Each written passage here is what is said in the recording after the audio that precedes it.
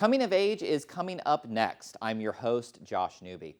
First today, we'll learn when back pain just needs some tender loving care and when it might need something more with Baptist Healthcare. Then we'll discover just how much assisted living care has changed over the years, from a cold clinical environment to a supportive paradise. Finally, we'll learn about nutrition and how our body's needs change as we age. Stay with us. Coming of Age starts right now.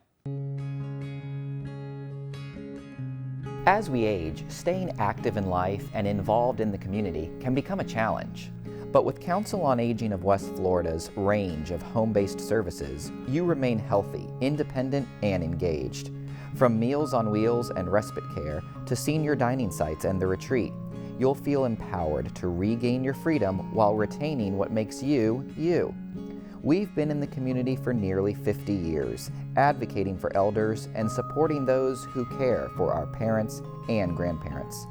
We were there when your father's health began declining, when your mother needed companionship during the day. And guess what? We'll be there down the road when you need those services too. Now, join with us as we talk together about the aging issues that matter to you. Degenerative disc disease is an age-related condition that happens when one or more of the discs between the vertebrae of the spinal column begins to deteriorate, which can lead to pain. In spite of the name, degenerative disc disease is not a disease, but a natural occurrence that happens as we get older. Dr. William Dillon is a highly trained neurosurgeon who is dedicated to providing exceptional care to his patients. He offers patients an array of advanced treatment options for complex brain, spine, and peripheral nerve conditions or industries. Today, he is here to discuss the symptoms and treatments for degenerative disc disease. Doctor, thank you so much for coming on today. Thank you for having me. To get started, tell us a little about yourself and why you came to Pensacola. So I grew up in Pennsylvania, and I went to undergrad in Pennsylvania, decided I wanted to go to medical school to be a neurosurgeon after seeing neurosurgery performed. And then I went to med school at West Virginia University, then residency in neurosurgery at University of Kentucky, and got married there. My wife and I both knew that we wanted to end up south and by the water. And when I was training, one of my attending neurosurgeons trained with my partner here, and he knew that he was looking for somebody and knew it fit a lot of the criteria I was looking for as a location to live. So we set up the interview and we came down and fell in love with Pensacola. For those who don't know, what is degenerative disc disease? It sounds scary. So degenerative disc disease is kind of a broad term, and I think there's two ways to look at it. One side is how patients look at it, and the other side is how what the actual definition of the problem is. So patients, I think degenerative disc disease means back pain. While degenerative disc disease does cause back pain, it doesn't always cause back pain. What it basically is, it's a broad term for aging of the disc spaces in the spine. I always tell my patients, as you age, you notice the knuckles on your hand getting bigger and arthritis setting in that way. But what you can't see is your spine is aging as well, and the disc space is age. So that's all a natural process. So I always tell my patients they don't have to get super bent out of shape or upset if they hear that they have degenerative disc disease, because we all get it in some capacity as we age. Okay. And what causes this disease? So some other causes are, you can have trauma and that trauma can come from a hard life of hard manual labor that can accelerate things. And the disc space can have issues in a couple different ways. So the disc, it acts as a cushion between the two bones of that are on either side, the two vertebrae. And the disc space is made of two kinds of cartilage. There's an outer fibrous cartilage and an inner soft gel cartilage that's called the nucleus pulposus. And as we age, that can dry out in a sense and become dehydrated, which then makes that cushion a little less. And then what happens is when that cushion's not absorbing the impact and the energy like it's supposed to, the structures around the spine start to feel that. And that's usually where the pain gets generated. You get muscular pain, or the force gets translated to the facet joints in the back of the back of the vertebra, and then that can say cause more pain. And another thing that can happen is with that degeneration, you can start to get pinching of nerves in the area. And then that's what causes pain that patients feel that go down their arms or legs. I'm curious how this particular ailment is diagnosed and sort of, separated from just typical back pain.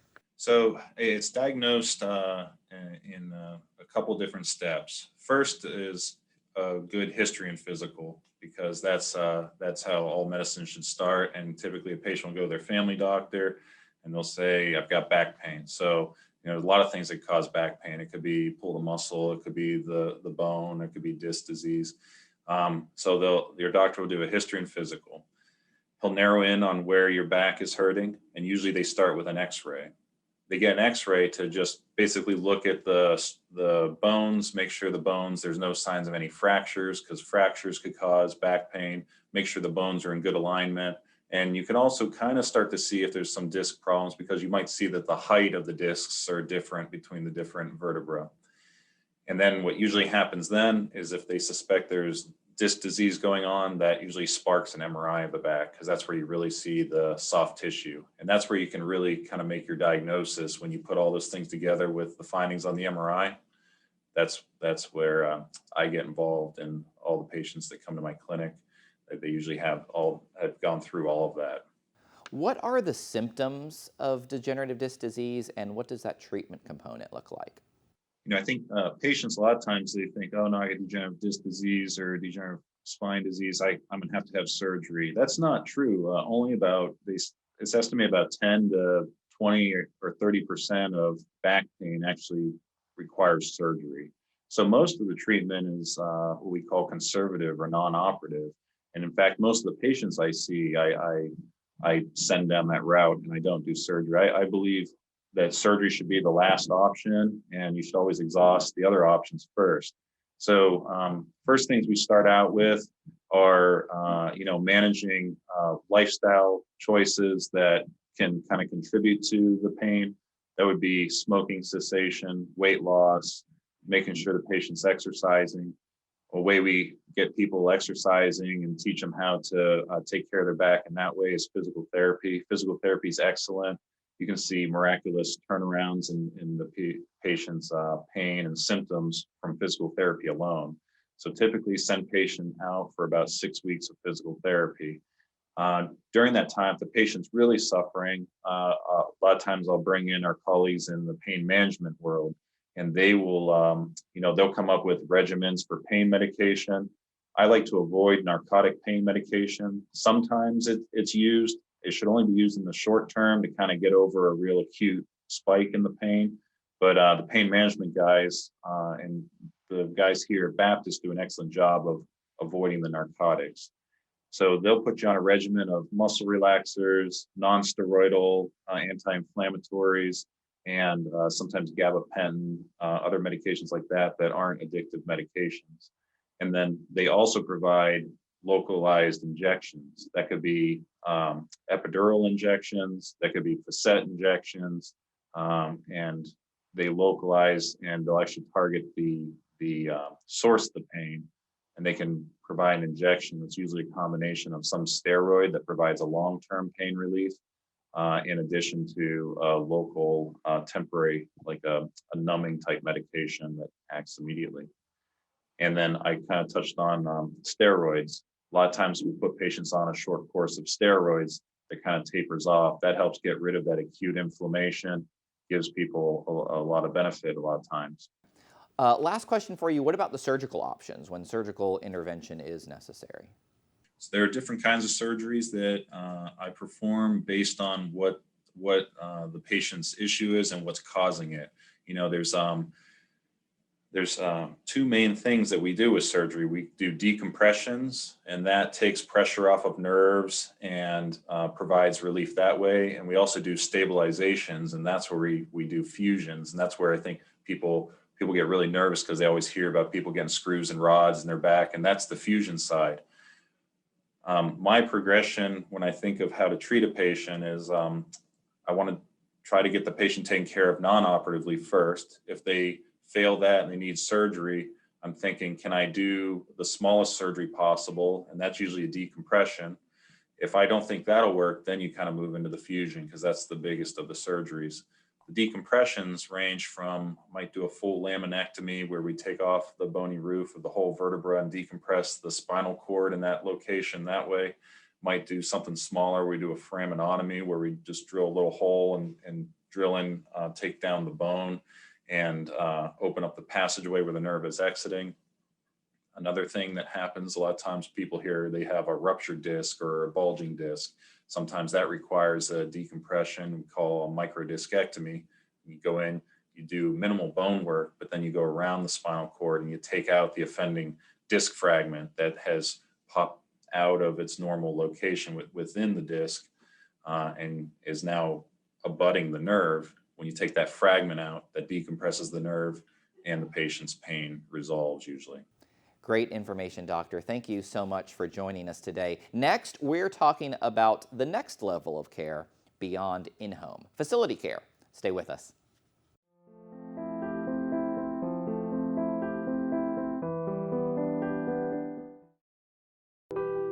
Why do people love ACT's retirement life communities? There are more reasons than just the active lifestyle. Like ACT's Life Care, a plan that protects your nest egg with predictable monthly fees, even if your health care needs increase, so you can enjoy a carefree today and a worry-free tomorrow.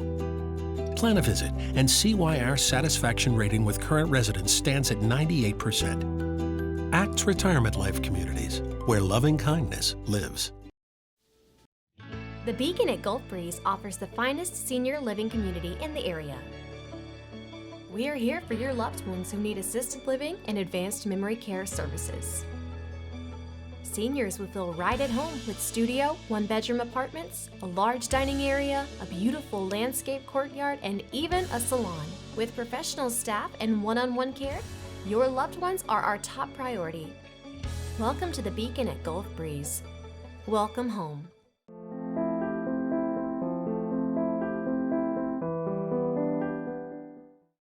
Going into a facility can be a prospect that many seniors feel reluctance toward. They are scared of the cold, clinical, institutional settings of the 80s and 90s.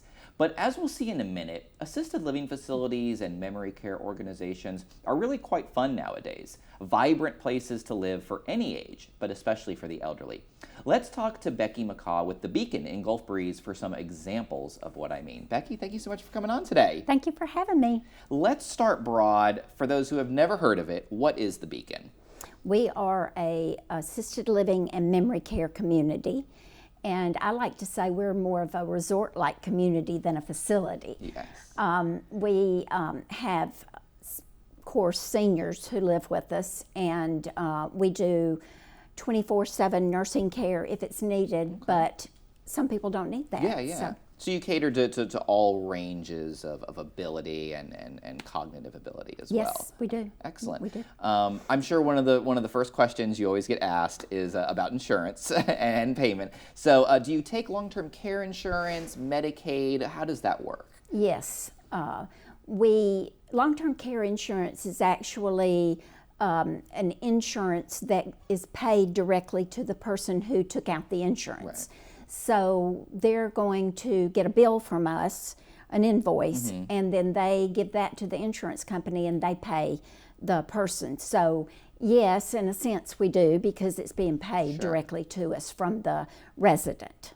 And we were talking before we came on about some dedicated Medicaid slots that you guys have. And really, I mean, I don't think it's inappropriate to say if someone is on Medicaid and gets into the Beacon, they're doing pretty well. Yes, I like to say that too. We're open for 7 slots that are available. We do have a slot right now, and we don't often have one, but they do. If someone passes away, then that opens up a slot for us. Our system works a little bit different than some communities because we have a dollar figure that would be paid to us for a Medicaid room. Okay. That room does have to be semi-private. Sure. And I think that's true kind of across the board with Medicaid. Talk about the signs that someone is ready to go into a senior living facility? Because like I mentioned, a lot of elders don't want to go. A lot of elders are scared of, the word facility. What are some signs that, it might be time?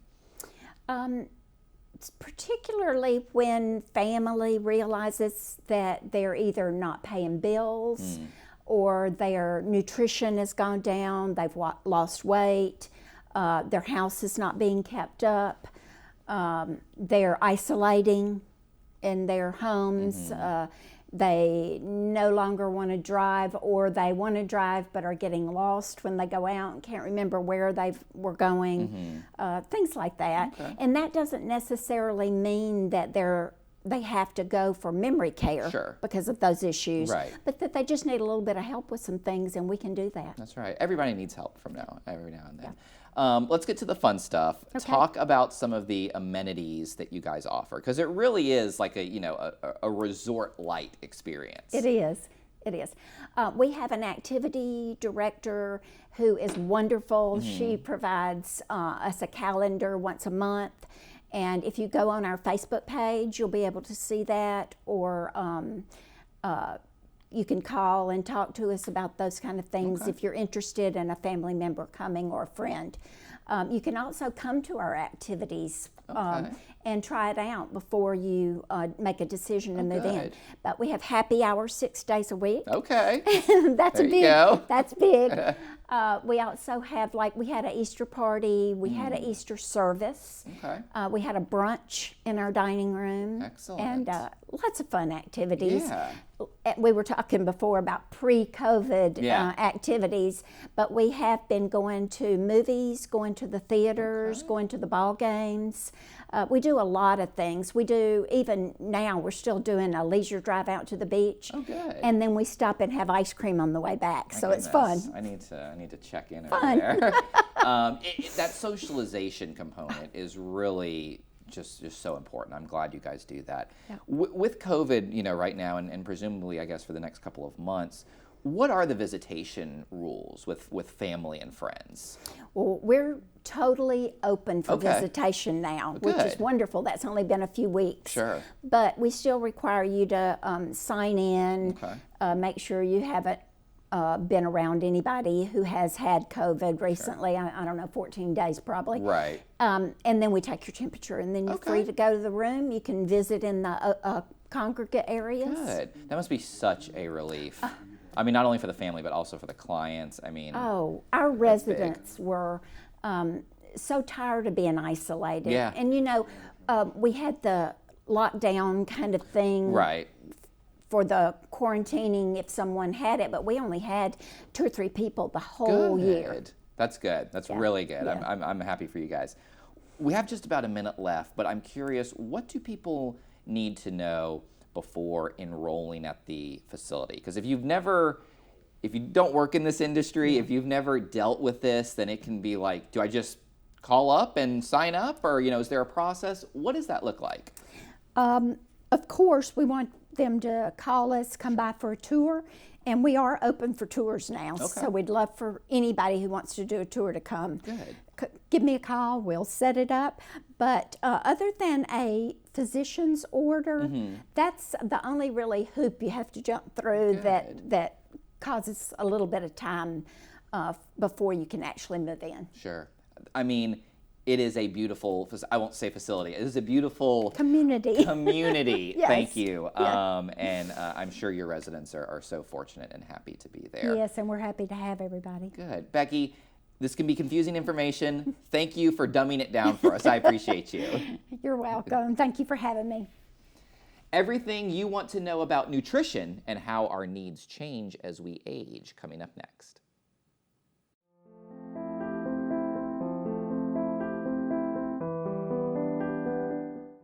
Since 1989, TLC Caregivers has been providing the special help people need to stay independent in their own homes.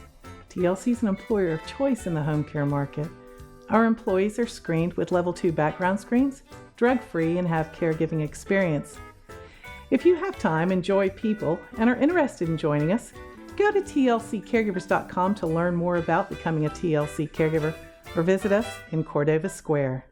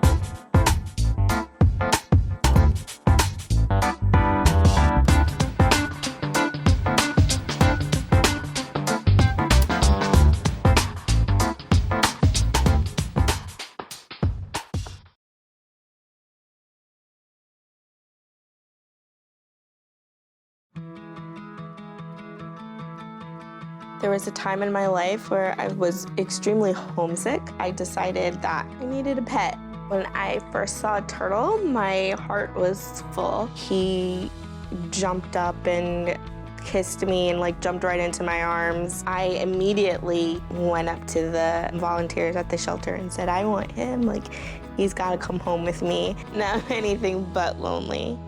Every day with Turtle is a perfect day and keeps me company when I'm doing schoolwork. I like it when he jumps up on the table too.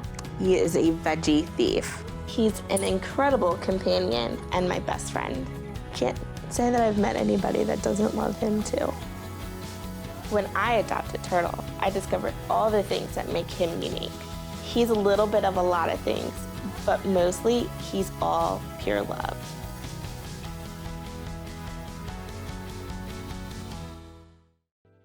When cancer tries to take you away from the things that matter most, Baptist Cancer Institute offers caring physicians and the most innovative treatment options. With convenient locations and a wide array of support programs and services, we're here to help you during the most difficult of times. As a member of the Mayo Clinic Care Network, we're bringing even more innovative cancer care to our community right here at home. When you need cancer care, we'll be there.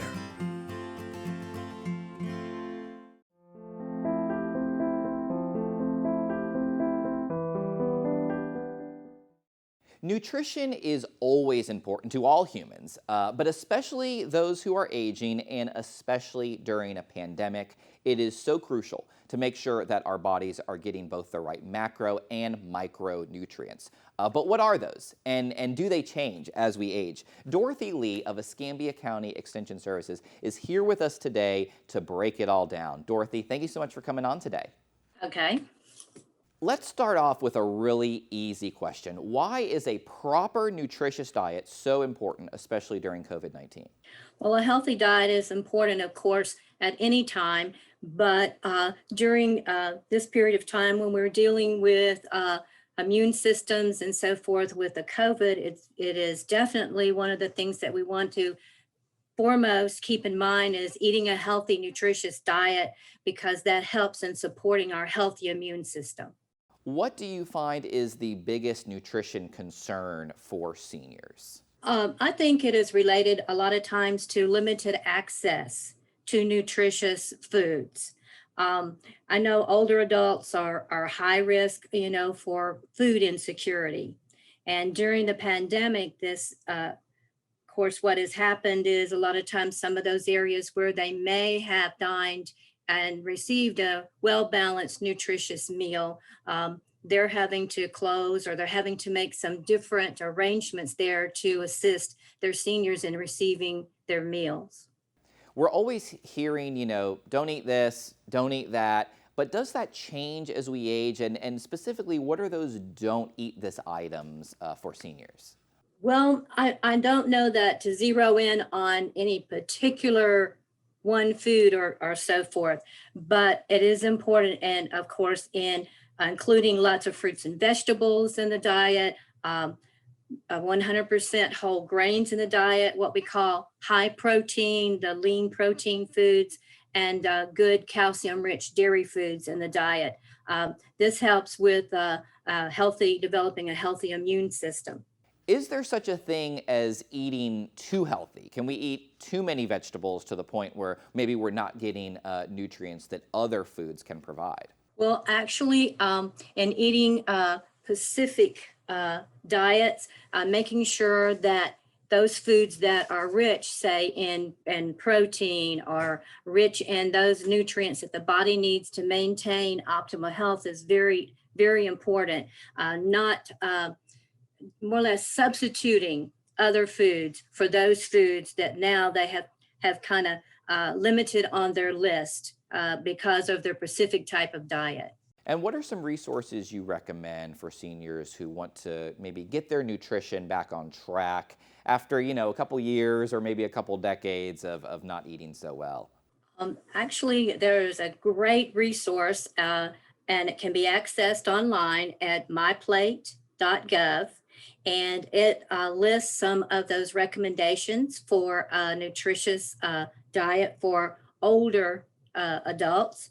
And one of the things to keep in mind is to eat right, is to choose those foods that are high in fiber, drink plenty of fluids so you can stay hydrated. Limit those sweets to decrease the empty calories that we receive a lot of times from eating those wonderful desserts that we all do, eat at some time or another. And taking a look at the type of oils in the diet. For example, getting oils from fish, nuts, and so forth, very important in the diet. Choose and prepare foods with less sodium, because we know that diets high in sodium in certain predisposed individuals can lead to hypertension and other types of diseases that are very prevalent in our society and seem to be a little more prevalent as we tend to age.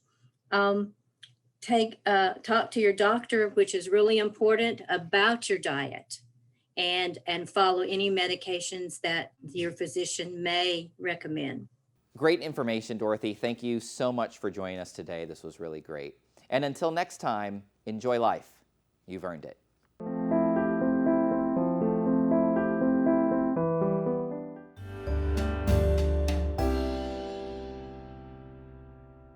Our family is no less than any other family. My heart doesn't see race. Love is love.